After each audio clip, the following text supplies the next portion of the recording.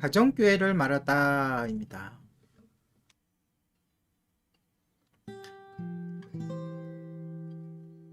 저희가 오랜 시간을 들여서 초기교회, 초대교회의 상황을 살펴보고 있는데요. 그 중에서 아마 여러분들이 제일 관심을 가질 부분인 것 같습니다. 초기교회는 어떻게 성장했는가? 초기 그리스도인들은 예수님을 알리기 위해 여러 가지 다양한 방법을 사용했습니다. 그 중에 4가지를 들자면 공개 설교, 그리고 개별 대화, 능력이 나타남, 그리고 새로운 가정교회의 재생산이었습니다. 이것은 인간적인 지혜와 기초한 고비용에 조직화된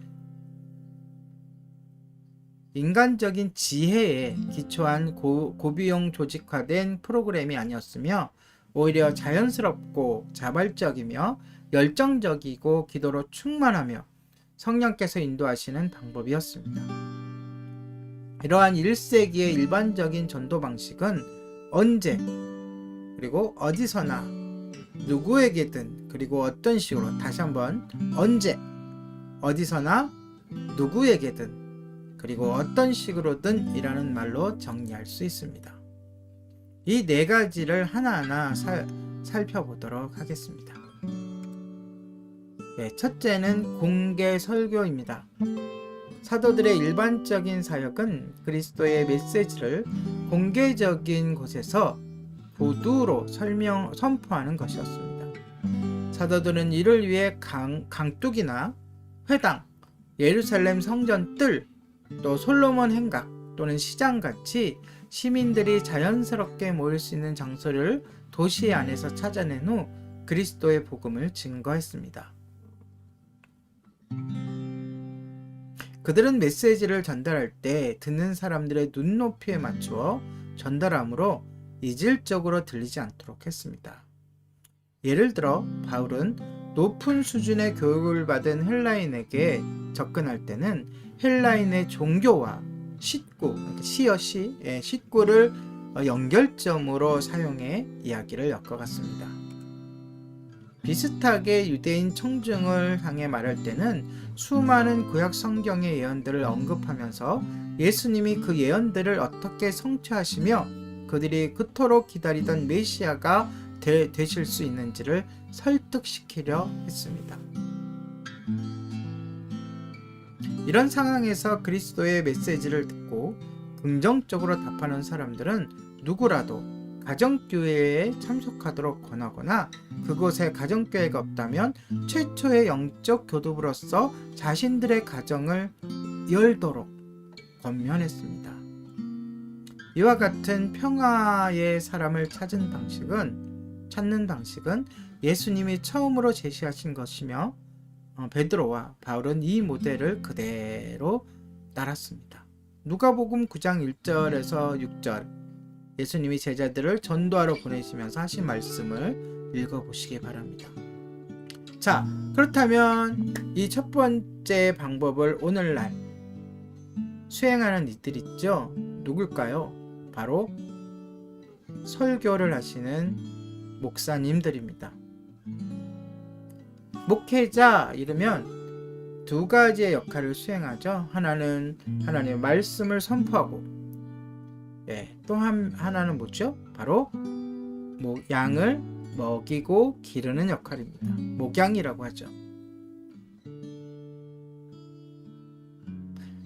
그렇기 때문에 모든 목회자들은 설교가이기도 하며 또한 설교에 탁월할 수 있도록, 다시 말해서 이 양들에게 하나님의 말씀을 잘 요리해서 잘 먹을 수 있게 잘 하는 작업을 탁월하게 할 수 있는 자들이 되도록 노력해야 합니다.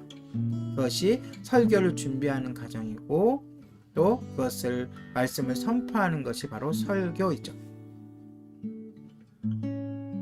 그런데 중요한 것은 꼭 목회자만 설교를 할 수 있느냐, 말씀을 전할 수 있느냐? 그렇지 않습니다. 우리가 얼마든지 준비하고 노력하면 말씀을, 특히 예수 그리스도에 관한 말씀을 누구든지 전할 수 있습니다. 자, 둘째, 개별 대화입니다. 말씀을 선포하는 것은 많은 준비와 또 많은 노력이 필요하고요. 그리고 우리가 평소에 그 말씀과 기도와 찬양으로 무장하고 있다면 이 두 번째 개별 대화가 큰 역할을 차지하게 됩니다.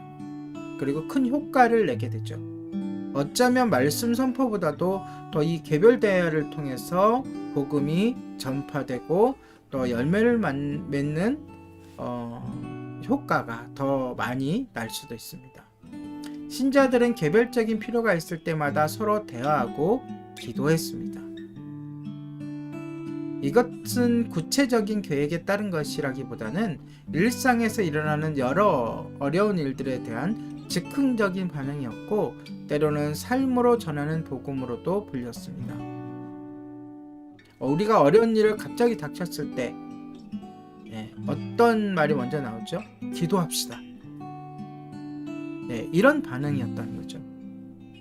예를 들어 빌립과 에디오피아 황관처럼 길을 걸으면서 또는 마차 위에서, 때로는 바울과 빌립보 간수처럼 감옥에 갇힌 비참한 처지에서, 또 베드로와 고넬료, 아나니아와 사울처럼, 사도 바울이죠, 가정 방문 시에, 또는 불신자가 가정교회 모임을 방문했을 때, 초기 그리스도인들은 이 모든 경우에서 자연스럽게 대화를 나누며 자신이 믿고 있는 예수님을 전했습니다. 세 번째로는 능력의 나타남입니다. 능력의 나타남을 통해서 강력하게 복음이 증거되었습니다. 이러한 공개 설교와 개별 대화의 끝에는 일반적으로 초자연적인 병고침과 축사가 뒤따랐습니다. 오늘날 우리가 능력의 나타남이라고 부르는 것이죠.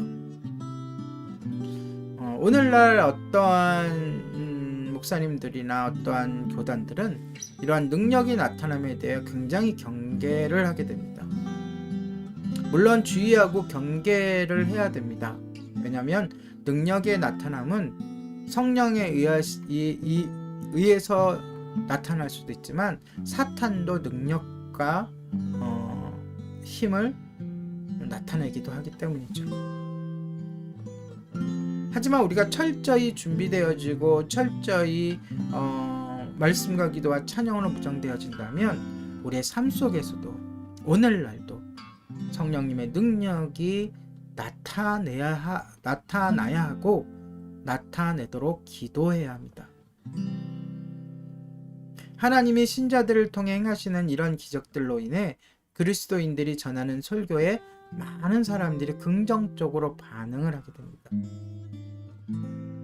예루살렘에서 사도들의 손을 통해 수많은 병고침과 기적적인 행사가 나타나자 심지어 이웃 도시에서도 큰 무리가 몰려드는 것이 그 전형적인 예입니다. 어떤 사람들은 병든 자들을 길거리에서 눕히고 베드로가 지나갈 때를 기다렸습니다. 그의 그림자라도 덮여 낫기를 바랬습니다. 결과적으로 교회에 모여드는 사람들이 꾸준히 늘어갔습니다. 오늘날도 다양하게 이러한 일들이 일어나죠. 그런데 이럴 때 두 가지를 우리가 조심해야 됩니다. 하나는 이것이 성령으로부터 일어난 일인가, 아니면 사탄이 우리를 현혹하는 것인가. 두 번째로는 그 도구로 사용되는 그 사람의 마음가짐입니다. 영성이라고 하죠. 교만이 없어야 된다는 것입니다. 자기가 했다는 그러한 자존감을 깨끗이 지워야 한다는 것이죠. 그저 통로일 뿐이고 그저 하나님의 지팡이일 뿐입니다. 자, 마지막으로 새로운 가정교회의 재생산입니다. 명쾌하게 언급되지는 않지만 가정교회를 구성하는 성도들의 수가 증가할 수밖에 없죠. 한 가정이 전부를 담당하기 어려웠을 때 모임을 간단히 둘러 나누든지, 아니면 새로운 가정교회를 시작하도록 몇 명을 파송하는 것이 안전한 방법으로 여겨졌을 것입니다. 시작부터 오늘날도 가정교회를 시작하면서부터 몇 명 이상의 가정이 모이면 우리가 이렇게 나누어서 또 시작합니다를 미리 정하는 것도 굉장히 좋겠죠. 혼란을 겪지 않기 위해서요. 또는 순발력 있게